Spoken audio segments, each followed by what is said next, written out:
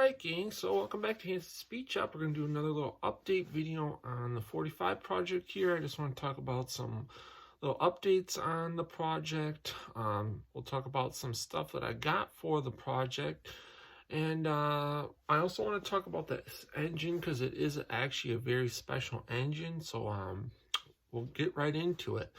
So I think first I'm going to show you guys some of the stuff that I picked up for it. Alright, so I actually just went to a local motorcycle swap meet just recently, and usually nowadays motorcycle swap meets can be kind of hit and miss. You know, there'll be a lot of just kind of new takeoff junk that I'm not really looking for, but occasionally there's some old stuff. This swap meet was actually awesome. It was like a ton of cool old Harley stuff. So picked up quite a few things, but I'll just show you what I picked up for this project. So I picked up another clutch hub, whole complete clutch hub. The guy was asking $40 for this whole thing, which actually was a good price, but I got it for like $30. So I've got one for this bike that I already cleaned up and everything, but I'm not sure. I haven't really inspected that one too much. So just in case anything on there is worn or whatever, it was just nice to have another spare one, and it was cheap enough. So I picked that up. Then I picked up this primary cover. It's a little bit beat up, but honestly, I think if I soak this in some like rust remover, polish up the chrome, once it's on the bike, it's actually gonna look pretty good because you know, we don't want everything on this bike perfect. I want it to look like it has some age, that it's been around for like 80 years and it's been used.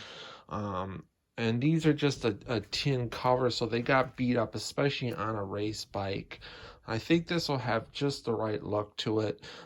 It came with the inner primary. That's going to need to get straightened up and repainted.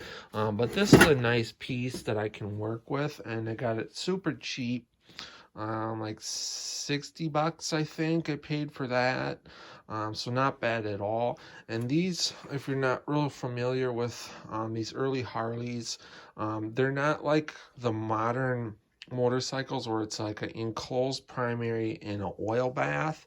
These are basically just kind of a cover to keep your leg away from the primary chain, and clutch to keep dirt off of your clutch and your primary chain, and to keep the oil that's on the chain flinging around to a minimum. But I mean, this isn't like, you know, housing oil. So basically on the back side, as you can see, it's pretty much kind of open.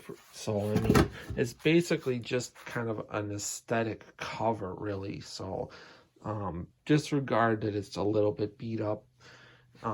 That should work out fine. I also picked up this 22 tooth motor sprocket. I have a motor sprocket. I don't remember what tooth the one I have is, but this one was super cheap, like, I don't know, $5 or $10 or whatever. So I picked that up, and then I picked up another front axle assembly here. Picked up a couple other things for some of my other projects, but that's what I picked up at the swap meet for this bike. So a couple cool little things. As far as updates go, I was just informed by the shop that was supposed to be mounting my tires that they don't want to mount them because they're not Harley brand tires, which I never heard of something so stupid. They're brand new tires. They're Coker reproduction Firestone tires, actually really expensive tires, but they don't want to touch it because they're not Harley brand tires. So I'm either gonna have to find another shop to do it or just try to do it myself. So just kind of another little pain in the butt. So the wheels aren't going to be ready to go on as soon as I was hoping. But we're just going to keep moving forward. So now I think we're going to talk about this engine. So let me get the camera set up here and then we'll go from Alright guys, so the idea for the basic overall look of this bike is going to be to kind of replicate a Class C style racer from the late 40s, early 50s. Class C racing was basically for the average guy that could build a bike, ride it to the race, maybe take the headlight off or taillight or whatever, race the bike, and then ride it home. The Class C was not for like factory sponsored big time racers. That was more like Class A. So that's the style bike we're going with. Now this engine is actually a very special engine. It's a combination of a bunch of different stuff, but it makes for a super awesome old school hot rodded flathead engine. The left side case is a WR case. The cam side case, I'm not sure if it's WLD or WLDR, but the left side case is stamped WR. It's got lightened and balanced cervicar lower end in it, which was a stronger lower end, and then it was lightened and balanced. It's got WLDR cams in it.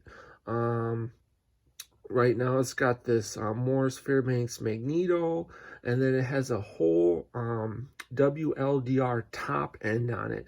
And this is the same top end.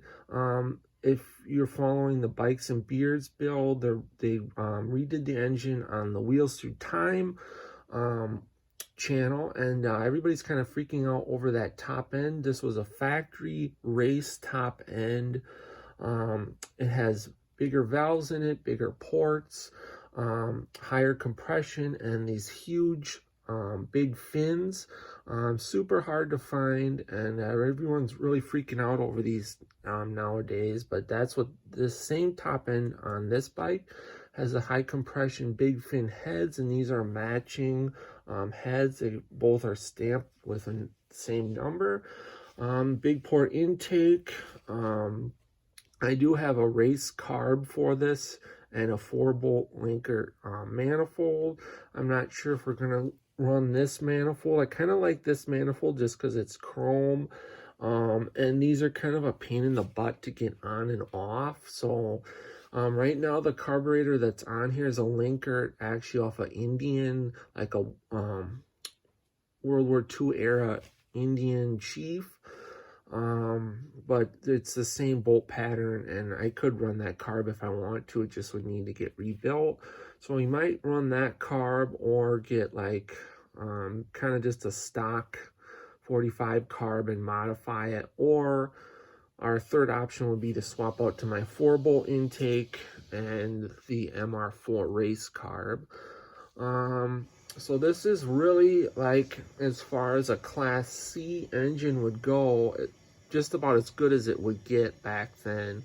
I mean, it's got everything that you would want.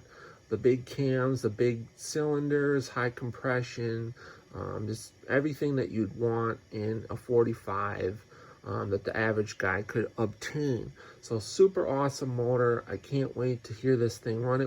This motor was put together back in the early 90s.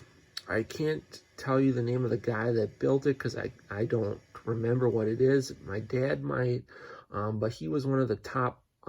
He was an older gentleman at the time. I was a little kid when we got this bike, but he was one of the best 45 guys in the country, and that's who built this engine. So I don't really have any doubt that there's anything major with it as far as wrong or anything. It just hasn't really been run. It's been sitting. So we'll go through it a little bit, but I don't think these motors are pretty much bulletproof. They're super simple. They can sit around for a long time and still be totally okay. Transmission is just going to be a stock 45 3-speed transmission. Nothing super special with that. But just a super cool engine. Really historic, and a lot of neat rare parts on here. So really excited to start getting to work on this project. I hope you guys dig it. I still need to get my tanks.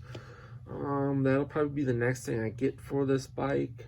and a lot of little stuff that I need yet, like all the tank shift stuff and some oil lines and couple of different brackets and stuff. So this project's definitely, we've almost got everything I need for it.